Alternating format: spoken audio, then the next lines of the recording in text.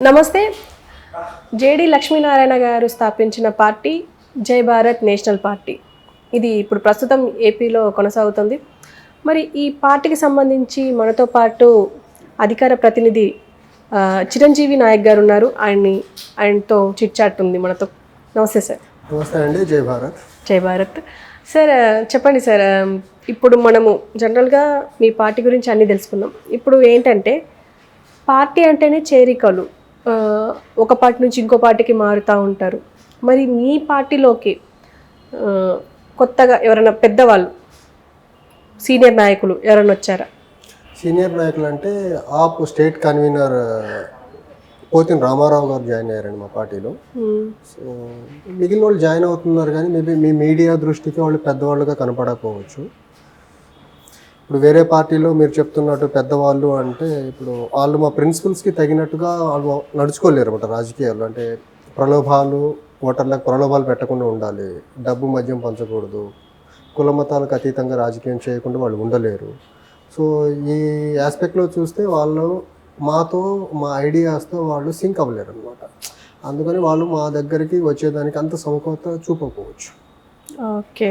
So వాళ్ళ mind సెట్కి తగిన విధంగా ఆ పార్టీలు కనిపిస్తున్నాయి కదా, వైసీపీ కానీ, టీడీపీ కానీ, జనసేన కానీ, ఇప్పుడు కాంగ్రెస్ కానీ, ఆ ప్రలోభాలన్నిటికీ చాలా నీట్గా ఎగ్జిక్యూట్ చేయగలిగే పార్టీస్ ఉన్నాయి కదా.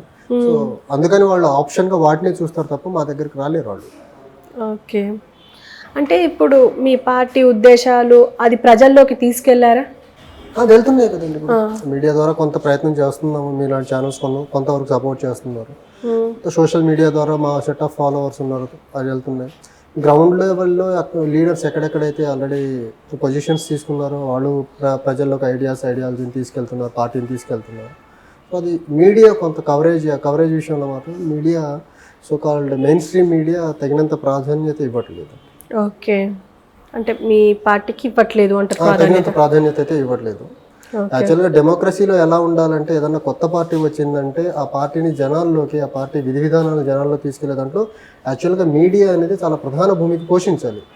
డెమోక్రసీ ఫ్లరిష్ అవ్వాలంటే యాక్చువల్గా media has to play very proactive role.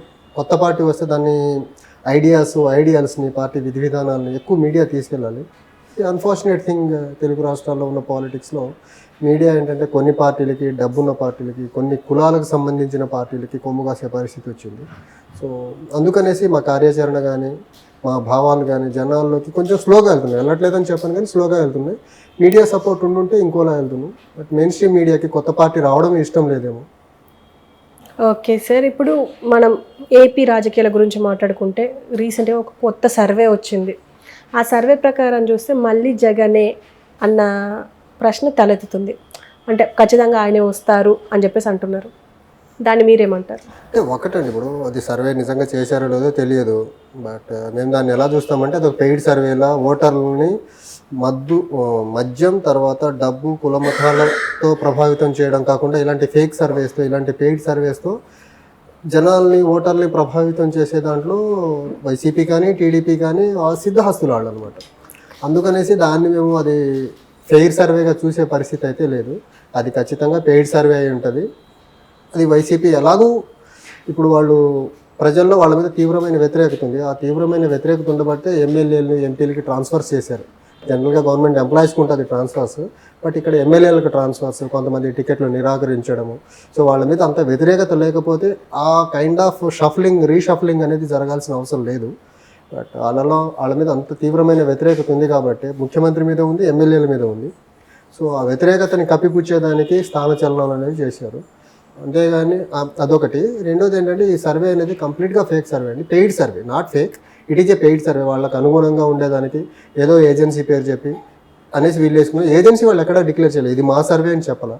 వాళ్ళ పేపర్లో వాళ్ళకు అనుగుణంగా ఉండేదాన్ని వెబ్సైట్స్లో పెట్టారు, కానీ అది కంప్లీట్గా పెయిడ్ సర్వే అండి. అది ఇప్పుడు మనము వైసీపీ నుంచి శ్రీకృష్ణదేవరాయలు ఎంపీ ఆయన రాజీనామా చేశారు వైసీపీకి, అలాగే పార్లమెంట్కి కూడా. అంటే దీన్ని ఎలా చూడొచ్చు అంటారు? వైసీపీకి అంటే వైసీపీ నుంచి చాలా మంది వెళ్తున్నారు. ఏంటంటేనండి, వైసీపీలో కొన్ని పార్లమెంట్ స్థానాల్లో అభ్యర్థుల దగ్గర నుంచి పెద్ద మొత్తంలో డిపాజిట్ చేస్తేనే మీకు సీట్ ఇస్తాము అన్నట్టు నాకు కొంతమంది చెప్తే విన్నాను. మేబీ ఆ డిపాజిట్లో భాగమా లేకపోతే ఆయన గుంటూరు నర్సరావుపేట పార్లమెంట్ సభ్యులుగా ఉన్నారు. సో నర్సరావుపేట నుంచి ఆయన గుంటూరు నుంచి కంటెస్ట్ చేయమన్నట్టున్నారు.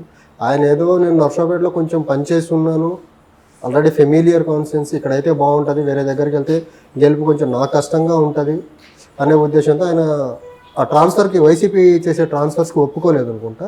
అందుకనేసి ఆయన పార్టీని వీడినట్టు కనిపిస్తుందండి. ఓకే, ఇప్పుడు మన ముద్రగడ చాలా ఈ మధ్య బాగా వార్తల్లో ఉన్నారు. ఆయన జనసేనలోకి వెళ్ళే అవకాశాలు ఉండే, ఇప్పుడు బ్రేక్ పడింది అని అంటున్నారు. ఎందుకు అనుకుంటున్నారు? మీకేమైనా ఐడియా ఉందా? అది ఎందుకు బ్రేక్ పడిందంటే అది క్లియర్గా చెప్పడం కష్టం అండి, ఎందుకంటే ఆ సైడ్ నుంచి మనకు సోర్స్ ఆఫ్ ఇన్ఫర్మేషన్ ఏం లేదు. బట్ థింగ్ ఏంటంటే ఇప్పుడు జనసేన అనేది పార్టీ పెట్టినప్పుడు ఆ పార్టీ అధ్యక్షులు పవన్ కళ్యాణ్ గారు చెప్పింది ఏంటంటే జంపర్స్కి జోకర్స్కి నా పార్టీలో స్థానం ఉండదని చాలా బలమైన స్టేట్మెంట్ ఇచ్చారు పార్టీ ఆవిర్భావంలో. ఇప్పుడు మనం చూసుకుంటే ప్రకాశం జిల్లా నుంచి ఒక లీడర్ జాయిన్ అయ్యాడు, ఆయన వైసీపీ నుంచి వచ్చిన అతను. తర్వాత గాజువాక నుంచి విశాఖపట్నం నుంచి ఒక ఎమ్మెల్సీ జాయిన్ అయ్యారు, ఆయన వైసీపీ నుంచి వచ్చిన వాళ్ళే. రీసెంట్గా ఎంపీ బాలశౌరి గారు కలిసినట్టున్నారు, ఆయన వైసీపీ నుంచి వచ్చిన వాళ్ళే. ఇప్పుడు టీడీపీ నుంచి ఆ పార్టీలో కొంత ఎక్కువ మంది వెళ్ళకపోవచ్చు. రీజన్ ఏంటంటే టీడీపీ వాళ్ళిద్దరు పొత్తులో ఉన్నారు కాబట్టి. సో జంపర్స్కి జోకర్స్కి స్పేస్ ఉండదు అని చెప్పిన వ్యక్తి ఈ రకంగా డిఫెక్షన్స్ని నిన్న చేరికల్ని వేరే పార్టీల నుంచి ప్రోత్సహిస్తారు, అది కూడా కొంచెం అవినీతి మరకలు ఉన్నోళ్ళు లేకపోతే అక్రమార్జన చేసిన వాళ్ళు, రౌడీ బ్యాక్గ్రౌండ్ ఉన్న వాళ్ళు ప్రోత్సహిస్తున్నాడంటే ఈయన అనుకున్నట్టుగా చేంజ్ రాజకీయాల్లో ఆయన తీసుకురావాల్సిన చేంజ్ అసలు ఎలా తీసుకొస్తారు? అండ్ మోర్ ఓవర్ ఆయన చెప్పారు జంపర్స్కి జోకర్స్కి నా దగ్గర ప్లేస్ లేదు అన్నారు. మరి వాళ్ళ జంపర్స్ మీద ఎందుకు డిపెండ్ అవుతున్నారు అంటే వీళ్ళకి కొత్తగా లీడర్షిప్ని డెవలప్ చేసే ఎబిలిటీస్ ఆ పార్టీకి లేవా అనేది పెద్ద సందేహాత్మకంగా ఉందండి నాకైతే. ఓకే, ఇప్పుడు మనం రెగ్యులర్గా రోజా గురించి మాట్లాడుకుంటే, రోజా ఈ షర్మిల పైన కొన్ని కమెంట్స్ చేసింది. టు బి హానెస్ట్ మేము వ్యక్తులకు పర్సనల్గా చేసే అటాక్స్ మీద మేము చేయమండి. బట్ మీరు చెప్పిన మంత్రి ఎవరైతే ఉన్నారో ఆవిడ భాష అయితే నిజంగా రాజకీయాల్లో ఆహ్వానించదగ్గ భాష అయితే కాదు.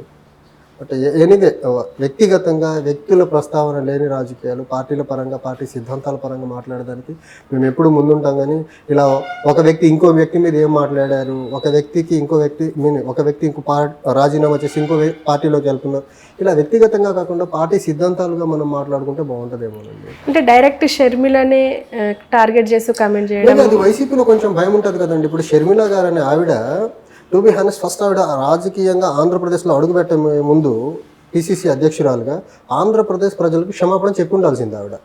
ఎందుకంటే ఆ వైఎస్ఆర్సీపీ అనే పార్టీని నీరు పోసి ఎరువులేసి ఒక మొక్క నుంచి చెట్టులా పెరిగే దాంట్లో ఆవిడ పాత్ర చాలా ఎక్కువ ఉంది. సో ఈ పార్టీ ఈరోజు అధికారంలో వచ్చి ఒక అరాచకమైన పాలన చేస్తున్న దాంట్లో షర్మిల గారి పాత్ర ఉంది. ఫస్ట్ దానికి ఆవిడ ఆంధ్రప్రదేశ్ ప్రజలకు క్షమాపణ చెప్పాలి. ఆంధ్రప్రదేశ్లో ఈరోజు ఒక మిస్గవర్నెన్స్ జరుగుతూ ఉంది. ఆ మిస్గవర్నెన్స్ రావడానికి ఆవిడ పాత్ర చాలా ప్రముఖంగా ఉంది. దానికి ఆవిడ క్షమాపణ చెప్పి మాట్లాడుంటే బాగుంది. అలా చేయకుండా ఏదో అన్న చెల్లెల మధ్య ఉన్న గొడవల్ని వాళ్ళు రాజకీయంగా పార్టీలను వాడుకుంటున్నారు తప్ప దానివల్ల ప్రజలకు వచ్చే ఉపయోగం అయితే ఏం లేదండి. కానీ రోజా గారి బాధను అయితే మనం అర్థం చేసుకోగలం, ఎందుకంటే ఇంపాక్ట్ ఉంటుంది కదా. ఇప్పుడు అప్పట్లో కాంగ్రెస్కి ఉండే ఓట్ బ్యాంక్ డైరెక్ట్గా వైఎస్ఆర్సీపీకి వెళ్ళింది. ఇప్పుడు మళ్ళీ ఈవిడ ఒకే కుటుంబం నుంచి బయటకు వచ్చి కాంగ్రెస్లో పనిచేయడం వల్ల అటు ఎన్నిన వాళ్ళు లేకపోతే అక్కడ అసంతృప్తిగా ఉన్నోళ్ళు, అతని పాలన నచ్చిన వాళ్ళు, అతని ధోరణి నచ్చిన వాళ్ళు డెఫినెట్గా మళ్ళీ బ్యాక్ వస్తే కాంగ్రెస్ బలపడేదానికి అవకాశాలు ఉండొచ్చు. ఆ వేలో వాళ్ళు కొంచెం ఇన్సెక్యూర్ ఫీలింగ్లో మాట్లాడుతున్న మాటలే ఉండొచ్చు. ఇప్పుడు మనం షర్మిల కౌంటర్ వేసింది జగన్కి, ఆల్రెడీ నిన్న మొన్న చూసాము. ఇప్పుడు ప్రజల్లోకి వెళ్తుంది అని విన్నాము. అంటే డైరెక్ట్గా ఇప్పుడు రేపటి నుంచి టూర్లు వేస్తుందంట, ప్రతి జిల్లాకి వెళ్తుంది అని విన్నాం.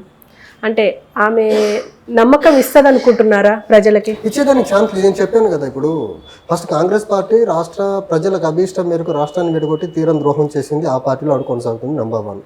ఇంకోటి ఆ టైంలో ఆ పార్టీ మీద వాళ్ళు చేసిన ఆరోపణలు, కుటుంబం as a whole, YSR family as a whole చేసిన ఆరోపణలు అన్నీ ఇన్ని కావు కదా. అక్రమ కేసులని ఇదని లేకపోతే మా నాన్న పేరుని ఎఫ్ఐఆర్లో అక్రమంగా చేర్పిస్తున్నారనేసి రకరకాలుగా ఆవిడ చేసిన యుద్ధం అంతా కాంగ్రెస్ మీదే చేసింది. పార్టీ పెట్టిన తర్వాత తెలంగాణలో ఆవిడ యుద్ధము ప్యారలల్గా టీఆర్ఎస్తో పాటు కాంగ్రెస్ మీద చేసింది. మరి ఆవిడ ఏ ఉద్దేశంతో వెళ్ళారో ఏదైనా వెళ్ళొచ్చు, కానీ బట్ ఆంధ్రప్రదేశ్కి మాత్రం ప్రజల విషయంలో ఆవిడ ఖచ్చితంగా ఫస్ట్ క్షమాపణ చెప్పాలి. వైఎస్ఆర్సీపీ గవర్నమెంట్ ఫార్మేషన్లో ఆవిడ కాంట్రిబ్యూషన్ చాలా ఎక్కువ ఉంది. సో ఆ గవర్నమెంట్ వచ్చిన తర్వాత మిస్గవర్నెన్స్, డెవలప్మెంట్లో వెనుకబాటుతనము, తర్వాత నాసిరకం మద్యం కానీ, తర్వాత దయనీయమైన రోడ్ల వ్యవస్థ కానీ, నా డెవలప్మెంట్ విషయంలో వెనకబాటుతనం కానీ, ఇవన్నిటి కారణం ఆవిడ కూడా వన్ ఆఫ్ ద రీజన్ అనమాట.